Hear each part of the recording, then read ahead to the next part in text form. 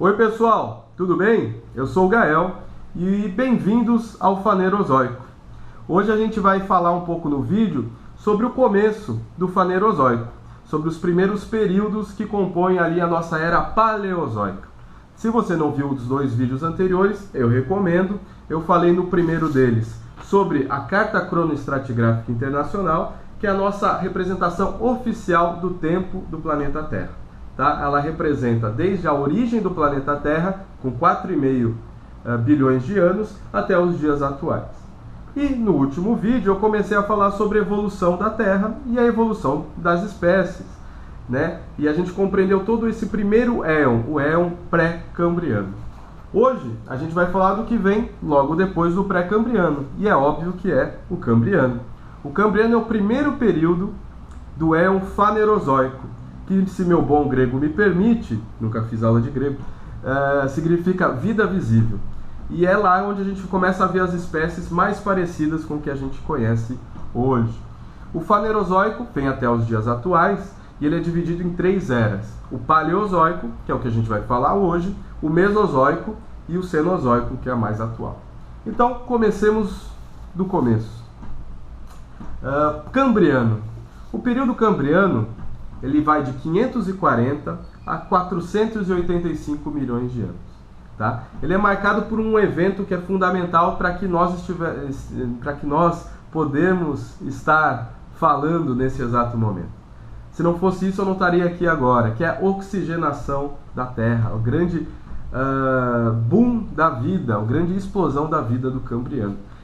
Apesar da gente ter visto que já a origem da vida e a evolução dela já começa ali no pré-cambriano, vai ser no Cambriano que a gente começa a ter espécies mais parecidas com o que a gente conhece hoje. Sejam lá os cordados, os artrópodes, as esponjas, braquiópodos, vermes, equinodermos, estrelas do mar, etc. Então, é no Cambriano que a gente tem a grande explosão da vida, e por isso que ele é marcante, por isso que ele é um divisor de águas quando a gente fala de evolução do planeta Terra, evolução da vida. Uma das coisas características do Cambriano é a presença e a descrição de uma unidade geológica que aparece lá no Canadá, o folhelho de Burgess.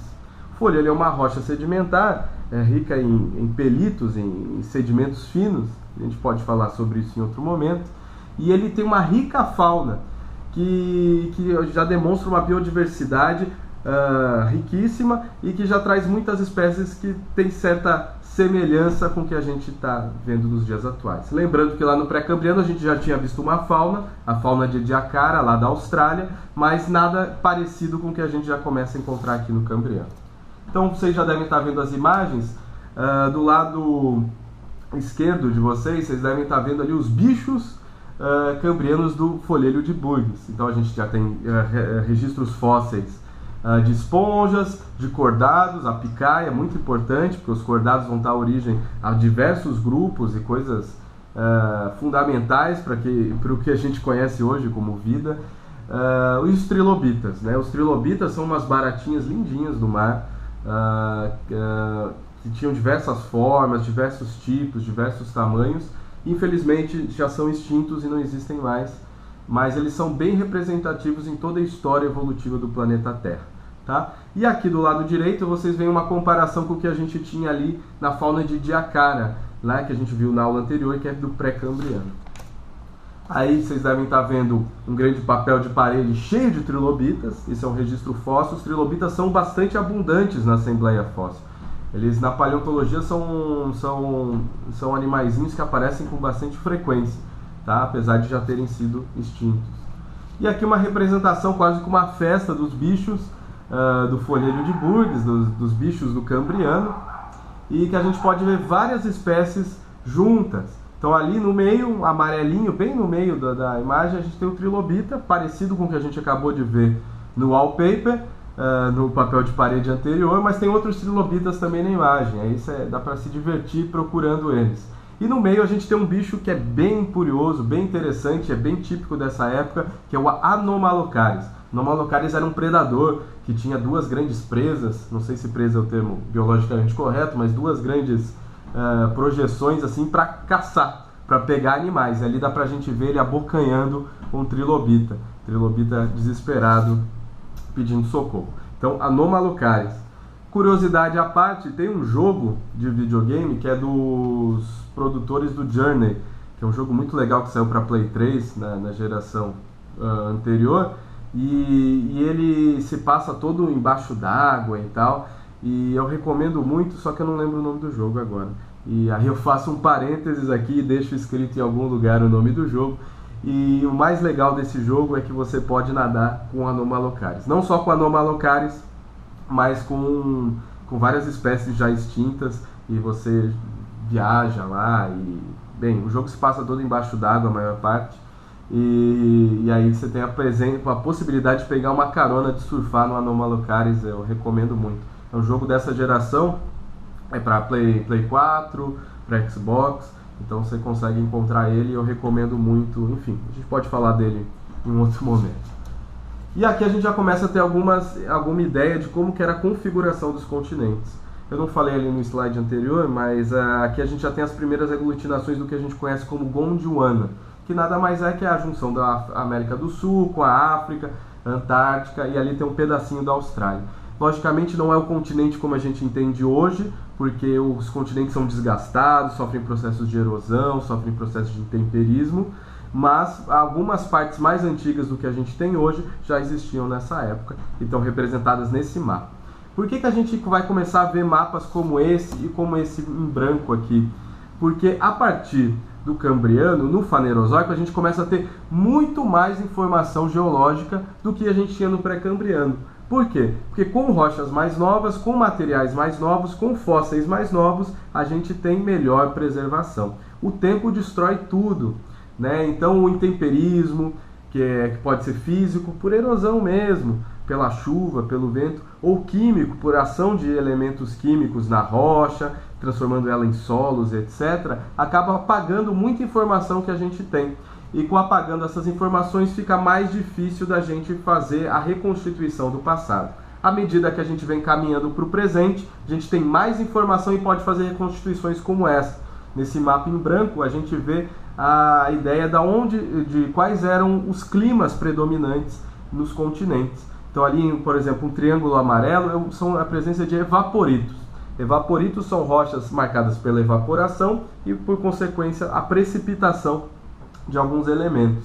Elas são típicas de clima árido. Então a gente sabe que esses evaporitos do Cambriano possivelmente indicavam nesses locais que o clima era árido. Agora a gente avança, passando rápido pelo Fanerozoico. O Ordoviciano, 485 a 443 milhões de anos. Aí a gente já começa a ter a diversificação principalmente dos invertebrados, sejam eles corais, sejam braquiópodes, sejam bivalves ou mesmo dos trilobitas, tá?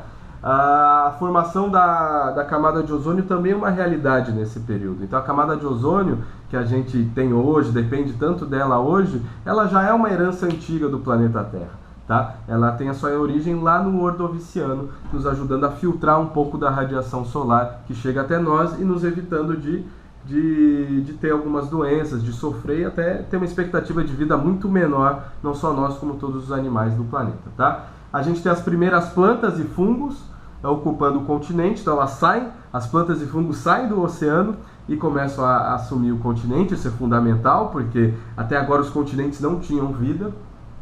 E a gente tem um importante evento glacial que gera a primeira grande extinção em massa, tá? Que é causada principalmente pela glaciação no Ordoviciano superior, ou seja, no finalzinho do Ordoviciano. Então aí a gente tem um desenho aqui de grandes geleiras progredindo nos ambientes. Ali a gente tem material do degelo das geleiras, alguns canais e tudo, indicando o final do Ordoviciano, com grandes depósitos glaciais, grandes processos glaciais, modificando a paisagem do planeta e também tudo que a gente entende como vida. E aí a gente tem uma nova configuração dos continentes. Então passaram-se algumas dezenas de milhões de anos e os continentes não ficam parados, a tectônica de placas, né? A gente vai falar disso em outro momento. Mas olha lá, o Gondwana já está um pouquinho mais equatorizado, está mais próximo da linha do Equador. A Antártica está lá, ó, na linha do Equador. E a gente tem algumas informações. A América do Sul está um pouco mais deslocada, a gente tem ali o deserto, o que seria o nosso atual deserto do Saara, e a gente tem algumas ilhotas de outros continentes mais novos, tá? E aqui a reconstituição climática, tá? Se vocês podem pausar, darem uma olhada com calma, isso são os dados. A gente vê que tem um predomínio de climas áridos na porção próxima do Equador ali. Seguindo, a gente vai para o Siluriano. O Siluriano vai de 443 a 419 milhões de anos. Lá a gente encontra os primeiros peixes. O desenvolvimento da vida continua nos oceanos. Apesar de a gente ver que a vida começou a dar uma espiadinha na Terra, dar uma espiadinha em cima dos continentes, a gente tem o desenvolvimento amplo dela nos oceanos ainda, tá? Então os corais, os peixes agnatos, os crinoides, começam a se diversificar. E a camada de ozônio se intensifica. Isso é bom para quem? Para quem quer subir os continentes, para quem quer chegar lá em cima e começar a vida terrestre. Então, por isso que a camada de ozônio é fundamental. E ela começa lá atrás, e aqui no Siluriano ela já começa a dar condições favoráveis para a vida nos continentes, tá? O Siluriano, aí alguns exemplos de animais, né? Os crinoides, os peixes agnatos, como a lampreia. Só para ilustrar um pouco, a lampreia que me dá um pouco de agonia só de olhar, e eu vou passar rápido isso antes que eu me assuste. E a configuração dos continentes continua mudando. Os continentes não ficam parados, nunca, jamais. Então a gente vai vendo uma coisa que você pode notar, que além deles mudarem de posição, começam a ter mais continentes. A gente começa a ter mais rocha continental, mais placas continentais cobrindo e ocupando áreas que antes eram só recobertas pelo oceano. Lembrando que um continente pode estar também submerso, embaixo d'água. A gente tem as margens continentais passivas, aqui onde tem o petróleo, por exemplo, que estão submersas hoje, mas são rochas continentais. Mas isso é um pouco mais complicado, eu acho que não vem ao caso agora. E os climas? A gente começa a ter alguma modificação aqui em relação ao clima. A gente vê uma predominância de climas áridos, ali marcados pelos evaporitos, mas a gente tem a presença também de calcretes. Calcretes que, apesar de serem diferentes, também são predominantemente áridos. E aí a gente vê lá temperaturas mais temperadas aonde? Perto dos polos, né? No caso, o Polo Sul, porque no Polo Norte a gente não tem continente algum, tá? Finalmente, Devoniano. Devoniano, apesar do nome, é um período maravilhoso. É um período que vai de 419 a 359 milhões de anos, tá? A gente começa a ter, finalmente, graças à camada de ozônio, o desenvolvimento da vida na Terra, na forma das plantas, e os oceanos continuam a se desenvolver com os peixes. Plantas que a gente já viu que já entraram no continente faz tempo, mas quando eu digo desenvolvimento, eu quero dizer que houve uma diversificação, tá? A gente tem a primeira coisa fofa que chega no nosso continente, que é o Tiktaalik, ou pelo menos que a gente sabe até hoje, né? Que era um anfíbio tetrópode, e porque por volta de 380 milhões de anos deu um primeiro passo para cima do continente. Ainda dependente da água, é claro, mas já começando a dar o primeiro passo, começando a invadir o ambiente terrestre. A gente tem a configuração de um supercontinente talvez não, de um continente, Euramérica, Europa e América, e mais uma grande extinção em massa, né? Que acontece no Devoniano superior, ou seja, no finalzinho do Devoniano, e que é marcado pela anoxia das águas, o impacto de meteoritos, glaciação, e 80% das espécies marinhas acabam sendo extintas. Estimativas com base na fauna encontrada no registro fóssil, claro. Tá? Essa é a segunda grande extinção em massa que a gente observa aqui no Fanerozoico. E esse é o Tiktaalik, essa imagem bizarrinha. Tem imagens melhores, se vocês verem o Cosmos, eu acho que nessa nova versão do documentário Cosmos, eu acho que no primeiro episódio já aparece ele, e é muito legalzinho ver ele ali em computação gráfica e tal, dá um ar da graça bem bacana. E ele é fundamental. Tiktaalik é um registro fóssil para ser lembrado. Claro, descobertas fósseis são constantemente feitas, então nada impede de daqui a pouco a gente ter uma nova descoberta e descobrir que ele teve outro brother que fez o mesmo caminho. Vamos ver.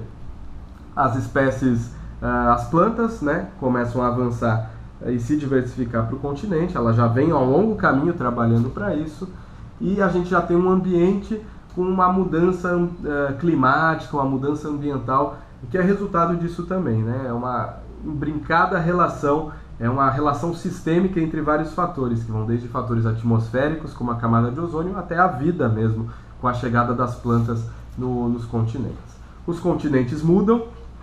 Aí a gente tem uma imagem do começo do Devoniano, a gente vê o Gondwana mais centralizado aí na nossa projeção, mais robusto, né? E lá a Euroamérica, lá, falou que o surgimento do continente da Euroamérica está ali, ó, bem na região equatorial, e ganhando o corpo. A gente vê já várias outras partes, como a Sibéria, o norte da China, ganhando força, ganhando terreno, ganhando área, aí já no Devoniano.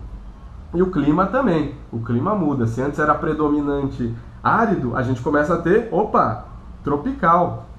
Ali naquelas bolinhas verdes, né? Tu vê pelos tracejados. Então, o clima começa a ficar mais ameno em cima dos continentes. E isso é fundamental para que a vida finalmente possa trabalhar. O Carbonífero, ainda dentro do Paleozoico, da Era Paleozoica, ele é o nível mais elevado de oxigênio que a gente encontra até agora. Isso é fundamental para a vida. A gente tem o apogeu dos anfíbios e os primeiros répteis começam a ganhar forma, junto com os grandes insetos. Essa é a época dos insetos gigantes, das mariposas não, mas das libélulas métricas, assim, libélulas que podem segurar a tua cabeça, sabe? A gente tem a presença do ovo amniótico. Então sim, o ovo veio antes da galinha, porque o ovo aparece aqui, né? E ele vai ser fundamental para que os animais possam se reproduzir fora da água, que é um grande avanço para os répteis, que a gente vai ver em seguida, que começam a aparecer, que vão ganhar fôlego em seguida e começam a aparecer aqui. A gente também tem a proliferação das sementes versus os esporos. Antes a gente tinha o domínio dos esporos, e a gente começa a ter as sementes das plantas ganhando forma, semente parece ser um negócio útil. Tá? A gente tem ambientes continentais de água doce, porque antes o que predominava era o que era marinho, era o que era água salgada, e a gente tem os grandes depósitos de carvão, inclusive no Brasil, na bacia do Paraná, sendo relacionados com o Carbonífero, de 359 a 299 milhões de anos. Então aí o ovo amniótico, como eu falei para vocês, o ovo veio antes da galinha, não tem discussão. Tá aí, um ovo que independe de ser posto dentro da água, um ovo que tem tudo que o bichinho precisa para crescer, nascer e ser feliz ali dentro. Então esse é o ovo amniótico, ele vem aí do Carbonífero.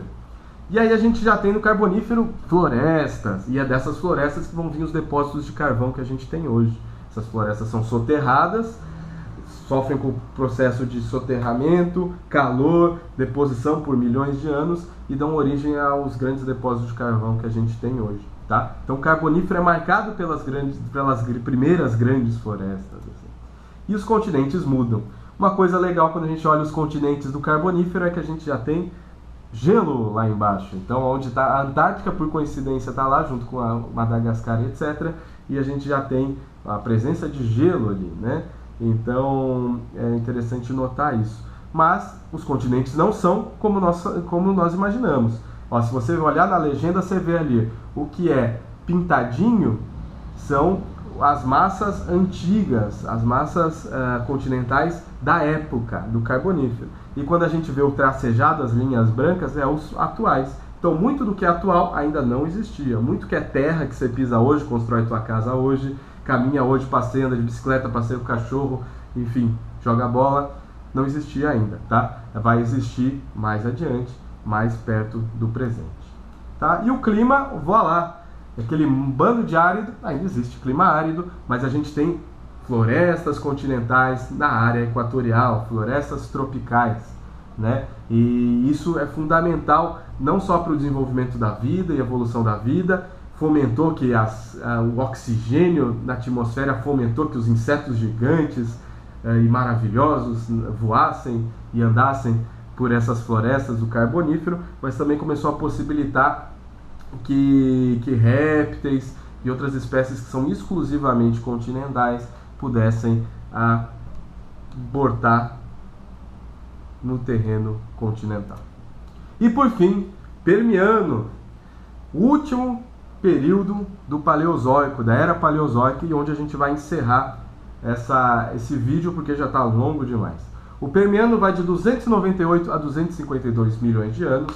Nele a gente tem a formação da linda e maravilhosa Pangeia, nosso supercontinente, que é a junção do quê? Da Gondwana, que a gente está vendo lá desde o Cambriano, com a Euramérica, que se formou recentemente. Tá? Essa junção entre os dois vai formar o que a gente tem os Apalaches, né? A cadeia montanhosa dos Apalaches nos Estados Unidos. Os répteis sinápsidos, que são seres fundamentais para a nossa evolução, aparecem e ganham fôlego no Permiano. Tá? Eles vão ser os ancestrais dos mamíferos. As gimnospermas, as plantas com semente, também ganham fôlego. Então, se antes a gente ainda tinha ali as pteridófilas, que eram com esporos brigando com as de sementes, aqui não. As gimnospermas com sementes seguram a bronca e elas que mandam no Permiano.